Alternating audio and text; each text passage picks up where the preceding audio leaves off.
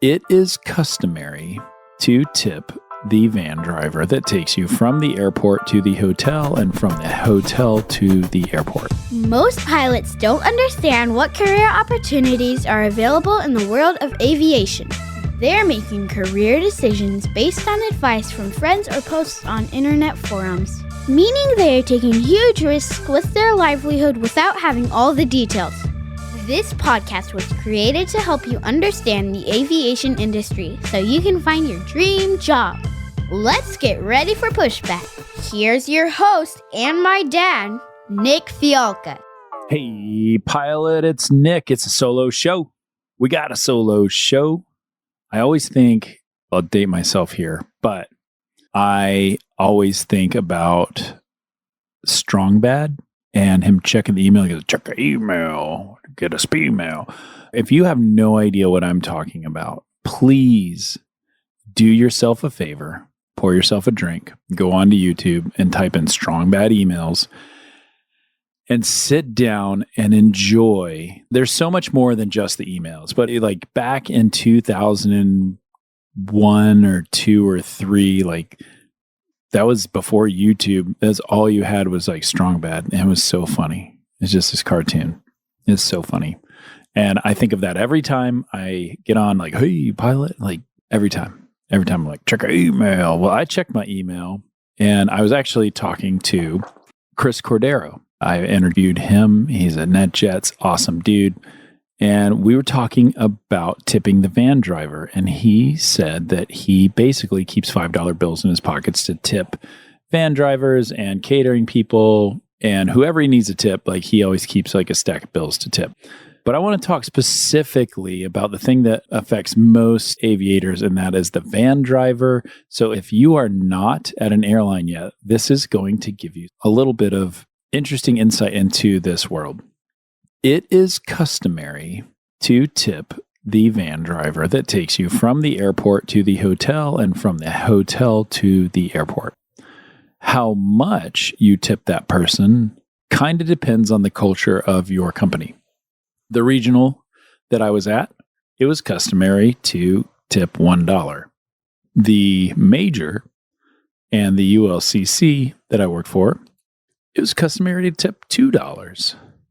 Some places tip more than that. I think Tron's going to yell at me, but I think FedEx does $5 or something like that.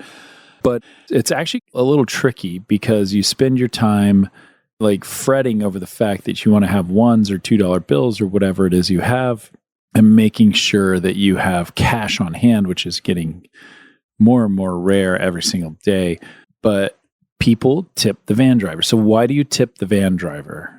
Basically, we tip the van driver because it's customary, because they pick up the bags, they move the bags, they get us from point A to point B safely. And frankly, you're an airline pilot, you're making probably 10 or 15x what they are making, honestly. They are probably minimum wage if they're getting paid at all sometimes. And they look at you as if you are rich as hell. And if you don't tip them, it can ruin things for the experience of not just yourself, but others too. And so you want to preserve the reputation of your organization and let them know that they are appreciated. We live in a world where like tipping's crazy. Tipping is crazy, y'all. I mean, I don't tip anything. I tip at the restaurant, right? I'm a great tipper at a restaurant. Like I get that. I get it. When you are a service person and you are providing a great service that's hard, I have a big family. I mean, I'm a big time tipper if you're my server, you're going to get a solid tip. But if you make me a cup of coffee, if I got like some change or a buck, you might get that. I'm certainly not 15 or 20 or 30%ing you for a cup of coffee. I'm also not buying a cup of coffee because I'm pretty cheap on the other side of that. But the culture that we live in, every time you swipe your card, man, it asks you if you want to give a tip. And I caution you, like read about that and get smart on that. In Europe, they don't do that.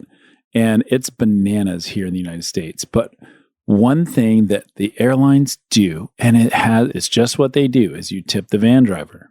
And so do that, and do not do that. Does that make sense? Do not do that. Don't be the guy that pushes that forward where they're not tipping, because it's not a good look.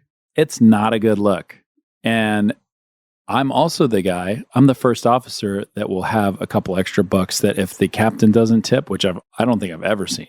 I don't think I've ever seen a captain not tip. But if somebody doesn't have money, whoever, whether it's another first officer or a flight attendant or whatever, I kind of keep my eye out and I try to make sure that they're taken care of. I don't make a big deal about it, but I want to preserve the dignity of that person that does their work for me, that's not getting paid enough, that has probably more stress in their life than I do. And I want to show them that they are appreciated and that they are a good person. It's hard work to do what they do, whether it seems like they're driving or not. It's almost always not their primary job. And if it is their primary job, they're probably doing it like 15 hours a day. It's tricky. In the US, it's just the industry norm, and it is what it is. Some people really appreciate it. Some people expect it. Some people don't. You're just going to have all types, but it's good for you. It's good karma. You should do it. I'll probably hear some backlash about, I don't think we should do it or whatever. But I mean, hey, like I say, everybody's got a hot take, but I'm the only one with a microphone. So yeah, your reputation's important. And if you're at a major, you're probably going to see that van driver for a very long time, for many years to come. And it behooves you to make a friend. If you need to go out to a restaurant or whatever at a weird time and you've made friends with that van driver, you have an ally. That person will grab the keys and be like, bro, jump in, let's go. I've seen it. Listen, the guy at the Bedford Holiday Inn in Bedford, Texas, there's this Holiday Inn, and the van driver's name's John. He's been there for 30 years. And that guy used to drive me everywhere because I would tip him. I'd chat with him. He would talk about all sorts, like he was really in the music industry, and like I got to know him, and I get to know all my van drivers that I can. I think it shows humanity. It shows caring, and man, it's just so good. So a long talk about keeping a couple bucks in your pocket. I like to take $100 and put it in the front of my bag. So I've always got money. And when it starts getting down to like 20 bucks or something, I'll get another $100. Just have it in there. I mean, whatever works for you. Just be a cool person. Be awesome. You represent me. I think you're great. I want you to be even better. So keep it up. Have an awesome day. Go crush what you want to do and get a couple bucks out of the ATM. We'll see ya. Hey, before I let you go, I need to mention one thing, because a lot of people are asking me, can you do anything? Can you help me with this? And the answer is yes.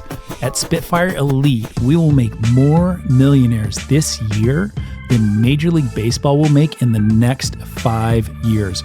Our company actually does this. It's called Spitfire Elite Interview Consulting.